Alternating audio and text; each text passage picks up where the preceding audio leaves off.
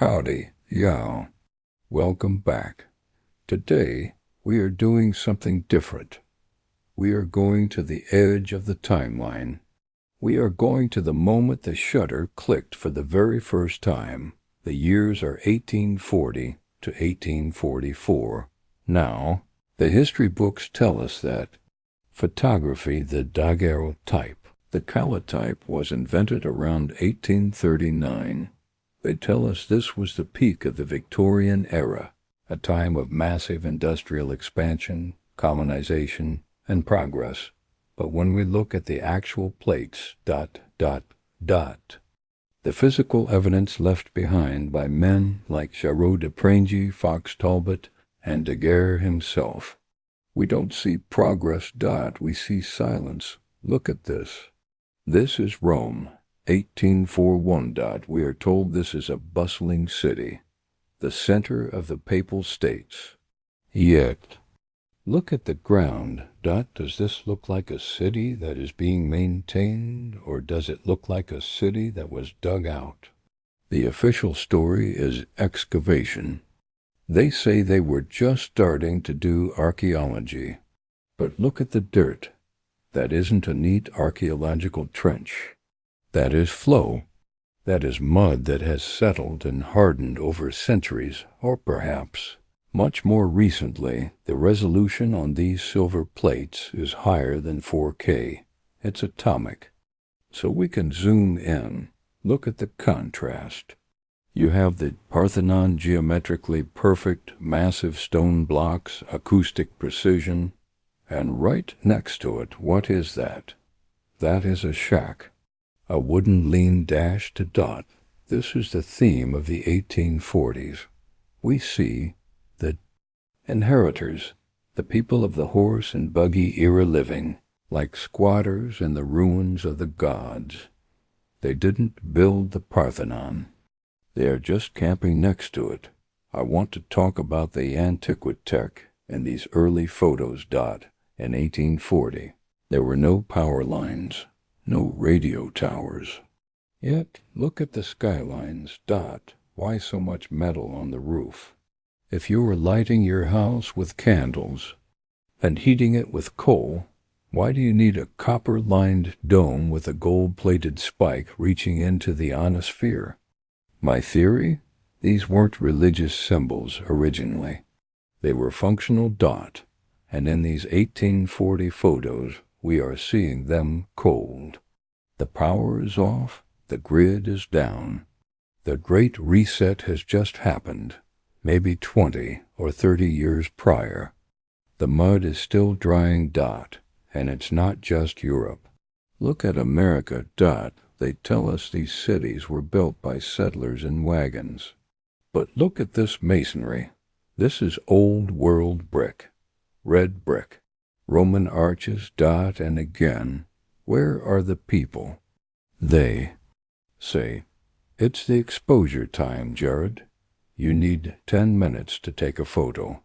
Okay, so in 10 minutes, not a single person walked out of a door, not a single horse slept at a hitching post, or was the population simply gone? We are looking at the post-apocalypse. The cameras arrived just in time to document the ruins before the re-education began, before they paved over the mud, before they invented the history books. This is the world without us. The buried floors and the silent giants. Let's dig a little deeper, literally. When you look at these photos from the 1840s, pay attention to where the building meets the street. This is where the official narrative starts to crack. We are told that these buildings have basements with windows to let in light. That's the architectural explanation. But look closely at the daguerreotypes of Moscow or St. Petersburg or even Washington, D.C. from this era. Does it make sense to dig a hole 10 feet deep?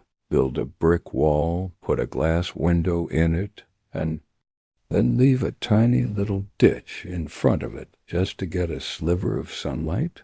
Or does it look like the ground level used to be much lower? My theory is that we are walking on the roof of the original first floor. These aren't basements.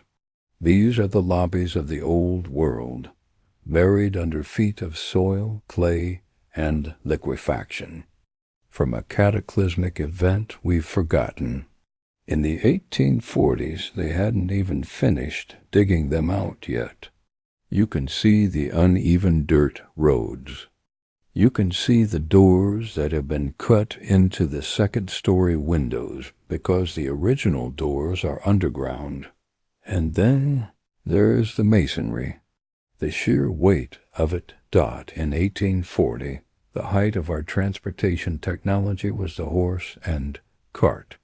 We had wooden wheels. We had dirt tracks. Yet we are supposed to believe that men in top hats, using ropes and pulleys, transported solid granite columns weighing 50, 60, maybe 100 tons.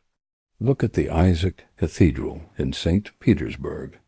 Look at the U.S. Capitol. The precision of these stones is laser perfect. The gaps are so tight you can't fit a razor blade between them. And we are told this was done by illiterate laborers with chisels. In the photos, you see the construction sites, but you never see the work. You see wooden scaffolding that looks like matchsticks, completely incapable of holding the weight of the stone it's surrounded by. You see men standing around, leaning on shovels. You never see the cranes. You never see the machines that cut the stone. It's almost as if the scaffolding was put up after the fact, as if they were repairing something they found, not building it from scratch. They tell us these cities were founded in the early 1800s, but maybe the word founded doesn't mean built. Maybe it means exactly what it sounds like. They found. They found the domes. They found the columns. They found the star forts. And then they spent the next 50 years digging the mud out of the streets and claiming the inheritance. When you look at a photograph from 1842 and you see a magnificent palace sitting in the middle of a muddy wasteland with no roads leading to it, you have to ask yourself, did the people in the mud really build the palace? Or are they just the survivors moving into the wreckage? The temporary palaces and the great forgetting, and this leads us to the most uncomfortable question of all. If we found these magnificent cities, these star forts, these cathedrals of sound and frequency, why aren't they here today? Why are we left with brutalist concrete boxes and glass skyscrapers that last 40 years before they start to leak? The answer lies in the expositions, the World's Fairs.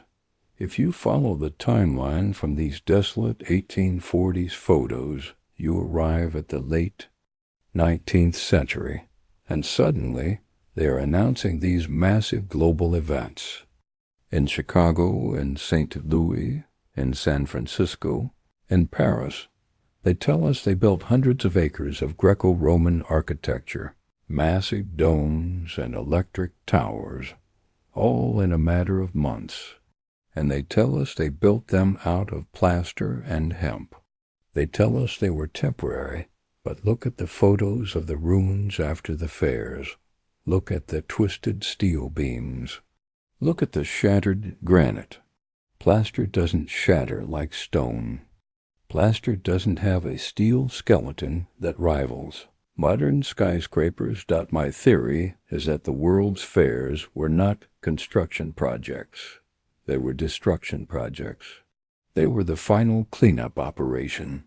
The inheritors, the controllers of via solars of the new timeline dug out the best of the old world. They turned the lights on for one last summer to study the tech, to catalog it, maybe to loot it. And then, under the guise of closing the fair, They blew it all up. They pushed it into the lakes. They buried it in landfills. They erased the evidence of a civilization that was superior to their own. Because if you let people see the truth, if you let them walk through a city that provides free atmospheric energy, healing acoustics, and water that never stagnates, they are going to ask questions. They are going to ask, why can't we build this today? And more importantly, who built this before us? So we return to those silent, sepia-toned images of the 1840s, the empty streets, the mud, the stillness. We are looking at the reset. We are looking at the moment the clock started over. The people in those photos, our great-great-grandparents, they were the orphans of history. They were given a shovel and a story and told to start digging. They were told they were the pinnacle of evolution, while they were living in the shadows of giants. It's a heavy thought, I know, but there is beauty in it, too, because the evidence is still there. They couldn't destroy everything. Every time you see a building with a basement window going into the dirt, every time you see a copper dome that looks like a Tesla coil, every time you see a brick building that seems too precise for horse and buggy labor, you are seeing the old world winking at you. We are living in a post-apocalyptic movie, folks. We just forgot the plot. So keep your eyes open. Look at the roof lines. Look at the foundations. And trust what you see, not what you are told. I talk about things I shouldn't. Snoogans.